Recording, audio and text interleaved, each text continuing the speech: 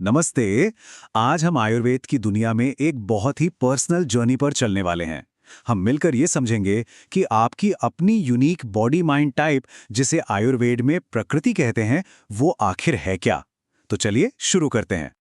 कभी सोचा है कि कोई डाइट किसी दोस्त के लिए तो मैजिक की तरह काम करती है, पर आपके लिए बिल्कुल नहीं?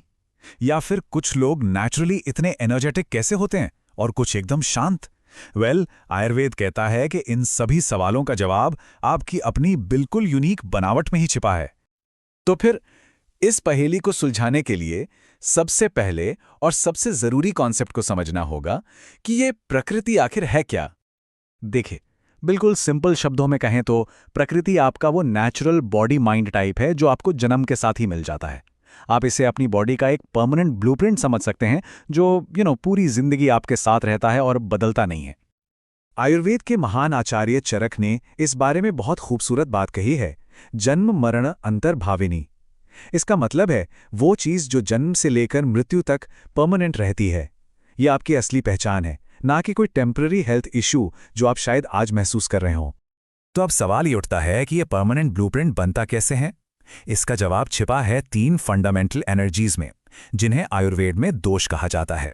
आइए इन 3 दोषों को जरा और करीब से जानते हैं। ये 3 दोष हैं, वात, पित्त और कफ। अब इंटरेस्टिंग बात यह है कि हर दोष 5 महान तत्वों यानी पंच महाभूतों के एक यूनिक कॉम्बिनेशन से बना है।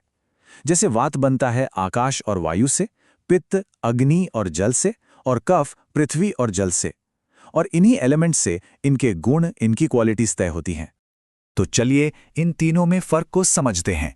फिजिकली अगर देखें तो वात प्रकृति के लोग पतले और हल्के होते हैं, वहीं कफ प्रकृति वालों का फ्रेम मजबूत और भारी होता है। और पित्त वो इन दोनों की ठीक बीच में आते हैं, एक एथलेटिक बिल्ड के साथ। यही पैटर्न उनकी स्किन, डाइजेशन और यहां तक कि उनके नेचर में भी दिखाई देता है। वात वाले लोग क्रिएटिव, हमेशा एक्टिव रहते हैं। पित्त वाले नेचुरल लीडर्स होते हैं, बहुत फोकस्ड। और कफ वाले शांत और स्टेबल नेचर के होते हैं। एनर्जी लेवल्स को समझना भी एक बहुत बड़ा क्लू है। देखिए, वात की एनर्जी में काफी उतार चढ़ाव रहता है, कभी बहुत ज्यादा तो कभी एकदम लो। पित्त की एनर्जी हाई और इंटेंस होती है, और कफ की एनर्जी वो एक मैराथन रनर जैसी होती है, स्टेडी और लंबे समय तक चलने वाली। हाँ, एक बात याद रखना बहुत जरूरी है, ज्यादातर लोगों में कोई एक दोष डोमिनेंट होता है, पर बहुत से लोग 2 दोषों का कॉम्बिनेशन भी होते हैं, जैसे वात पित्त या पित्त कफ। तो अगर आपको अपने अंदर एक से ज्यादा दोषों के गुण मिलें तो कंफ्यूज होने की जरूरत नहीं है, ये बिल्कुल नॉर्मल है। तो अब आप जरूर सोच रहे होंगे, ओके, पर इनमें से मेरी प्रकृति कौन सी है? चलिए एक क्विक सेल्फ चेक करते हैं। इससे आपको अपनी प्रकृति के पैटर्न्स को पहचानने में मदद मिलेगी। तैयार हैं? पहला सवाल आपकी स्किन के बारे में है। जरा सोचिए, लंबे समय से मतलब जनरली आपकी स्किन का नेचुरल टेक्सचर कैसा रहा है? तो ऑप्शंस देखते हैं। क्या आपकी स्किन ज्यादातर ए ड्राई और रफ रहती है, ये वात का गुण है? या फिर बी बहुत सेंसिटिव है, जिस पर आसानी से रैशेस या पिंपल्स हो जाते हैं, ये पित्त की तरफ इशारा करता है? या फिर सी आपकी स्किन ऑयली, स्मूथ और टच करने पर ठंडी महसूस होती है, ये एक टिपिकल कफ का साइन है।